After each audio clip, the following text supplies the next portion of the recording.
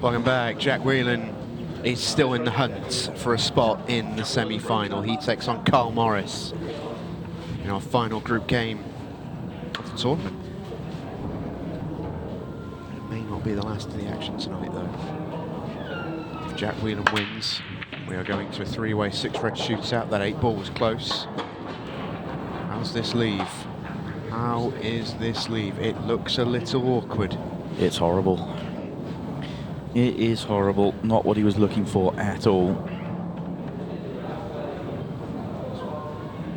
It's pretty easy to look at the top of the table. Well, you can play the 3-ball plan on the yellows. That's fine. That'll open up that. But you've got the yellow at the bottom of the table. Then that's a problem. And I think the yellow left centre is also a problem. So I think it. Oh, what's he looking at here? Is he clipping the yellow in? Does it must go then? Oh, how clever is that? He knew the yellow wasn't going left centre. He was playing it to play top of the table to open up this yellow. This is really clever.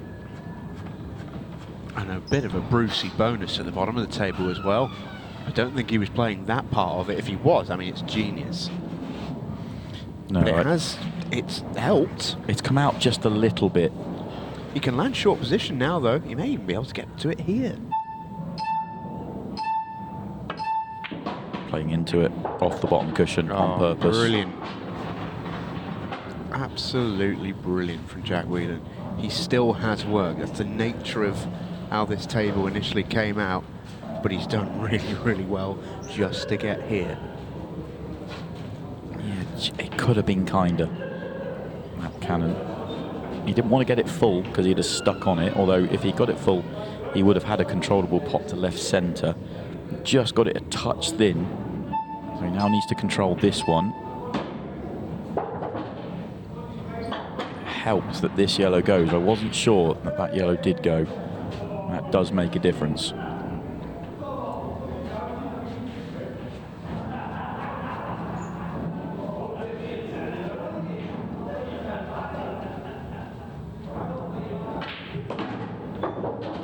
This is brilliant. This really is brilliant.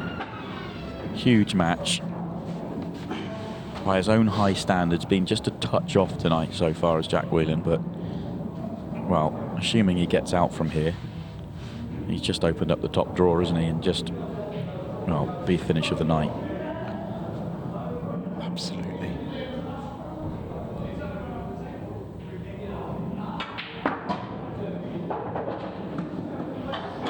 Just a sensational, sensational visit to the table, this.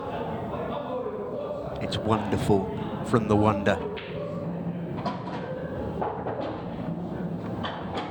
And you'd have looked at the table when that first came out and you'd have been wondering how on earth he's going to get out. Jack Whelan found a way, and that was sensational.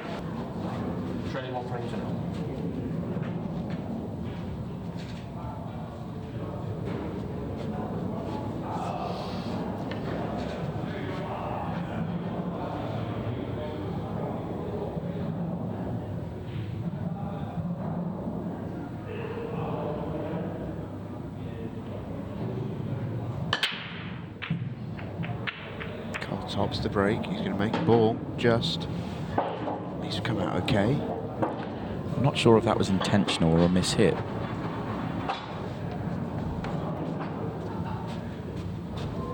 Looks a little bit like the break that you often see Chris Melling try and do. I will say I don't think that was the intention from Carl Morris there. Possibly not, but I think he'll be relatively happy. And if it was the intention, he'll be trying to do it again on the next break as well, because really well for him. Choice to make. You can go either way here actually, but I think the yellow underneath the 8 ball might force you into going reds. No, he is going yellows, so does that mean that yellow goes? The argument against the reds was a couple on the cushion. I suppose the one just below the right centre pocket doesn't go at all, so yellow at the bottom, even if it doesn't go, it's probably easier to solve than that red, so yellow probably is the right choice.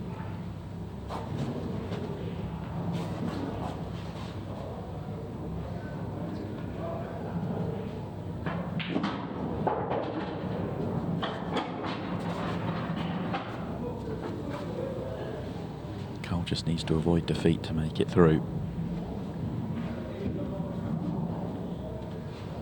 to stay on terms here with Jack and break clearance of his own. So this yellow doesn't go. He's playing yellow off yellow. Would like to have got down the table a little bit further to play this shot. Keep everything in his own eye line. Shot. Cue ball. Cue ball. Oh, in it goes. Oh, it's a heartbreaker for Houdini. I can't believe that reached. I cannot believe that reached. It thought about it, took a look up, waved its little arms and said, "See you later. I'm going in." Yeah, real tough one for Carl to take, and he's happy. Even if it sits in the jaws, he's happy. He's got yellow to right centre, and he can clear up from there, drop it in. He's got the next yellows in the middle of the table. He's absolutely fine. He stays on the table, he will get out from where he was. As soon as it drops in, prime Jack Whelan here.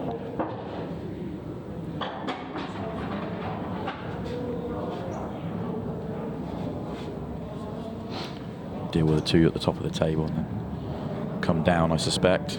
Use the red left of the 8 ball to get himself in between the two at the bottom.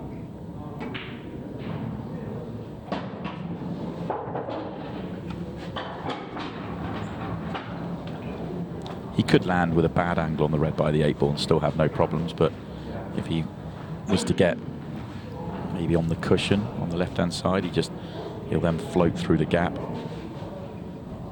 It would make life marginally easier if he was able to take red to bottom right as his last ball, but as long as he's any sort of angle on either of them, he'll be fine getting onto the 8 ball. Doesn't matter too much.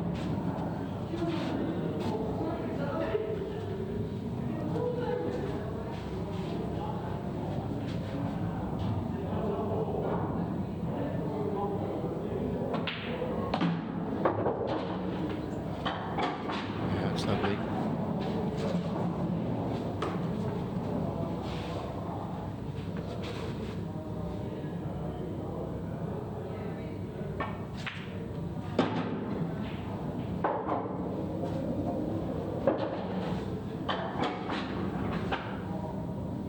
He may still go bottom right, then bottom left. It depends on the angle, because if he drops this one in bottom left, he doesn't want to leave himself straight. As long as he can leave himself an angle to punch out into the gap, he'll go bottom left, then bottom right. If not, he'll go bottom right first and possibly the higher angle. Yeah, well, the one to the bottom right is slightly off the cushion more compared to the one that he's got left now, which is a touch more frozen. So it was a slightly more awkward shot. It's a little fiddly one here, but he's okay.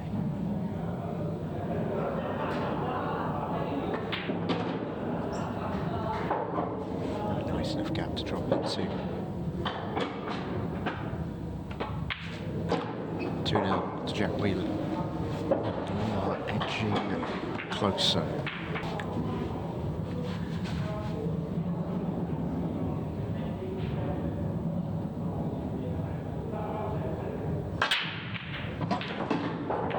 Oh, here we go, Carl. Frustration for Jack.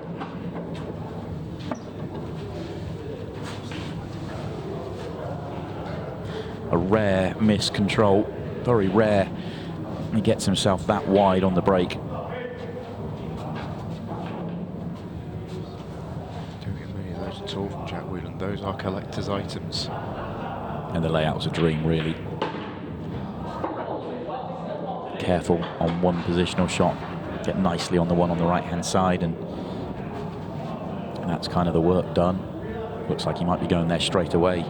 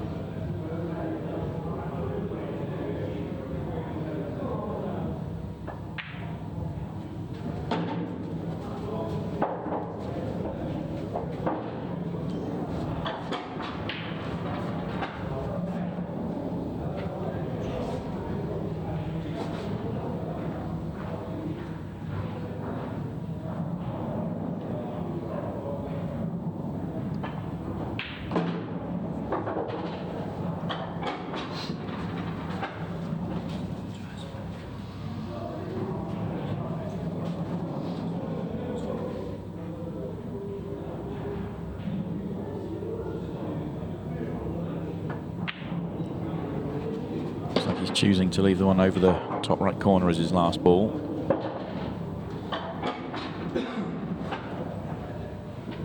Strangely,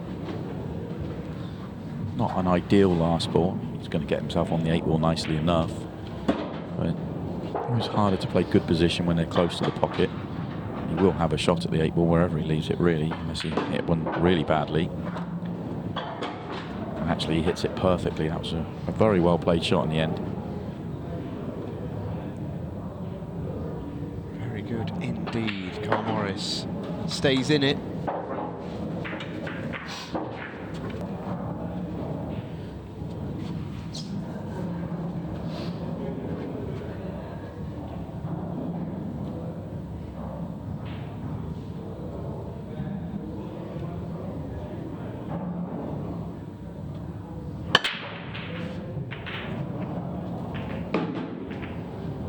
He's got a ball, he's got a chance.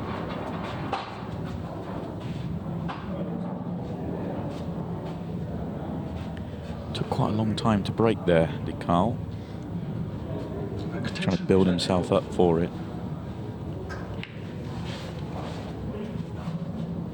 Yeah, it's come out okay.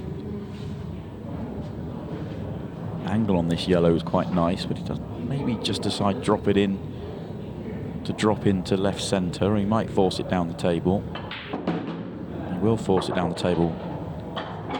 And that's landed lovely. Another turn of that cue ball, and all of a sudden it's awkward. Pulls up.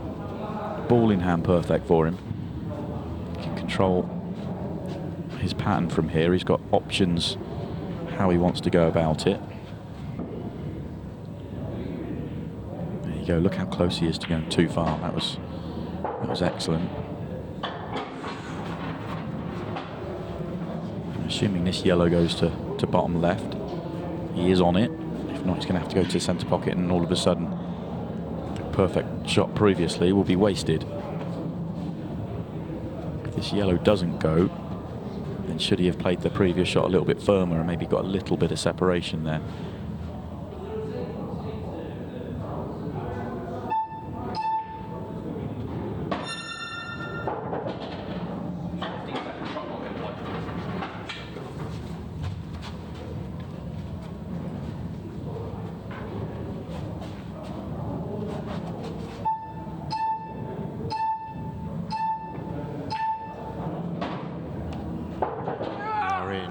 For a grandstand finish here. Well, didn't go far enough this time, so that yellow obviously doesn't go, so he's trying to just track the gap. If he gets straight in on the yellow to bottom left, he's perfect, but just pulls up short. Hello, hello.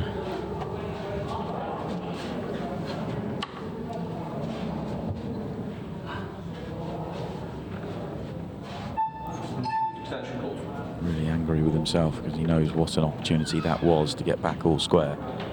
There is not too much time left now. Jeff's got a little bit of work to do. Once he gets these 2 balls out the way, the work's simple. But this red and the one on the cushion, awkward to deal with. Jack doesn't normally break out balls in those situations. The problem he had, he didn't really have the ability to, it was a really tight line to go past it and play up the table. If he got into it too much, he'd have flicked the yellow.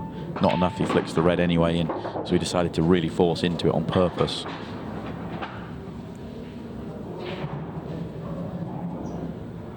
Original plan, I think, was to use the red to the right middle, but just a bit of an awkward angle, so top left first.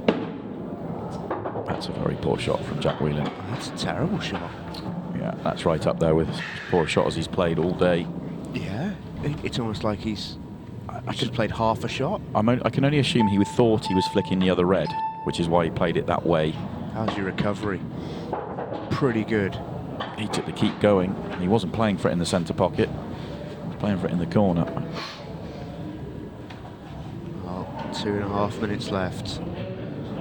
This feels like the difference between Carl Morris qualifying and a 6-red shootout. What a pot from Jack Whelan, and he has to make another. pressure pot for the wonder.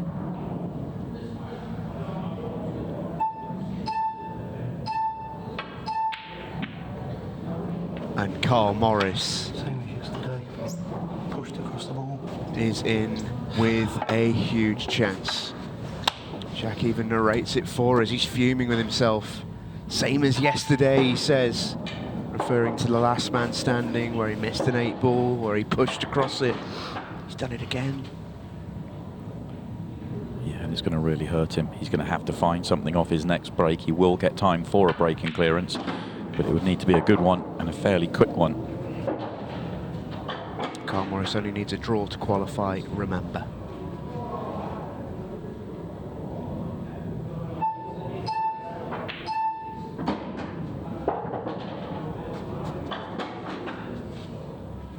Carl could do with using every single second on this shot clock.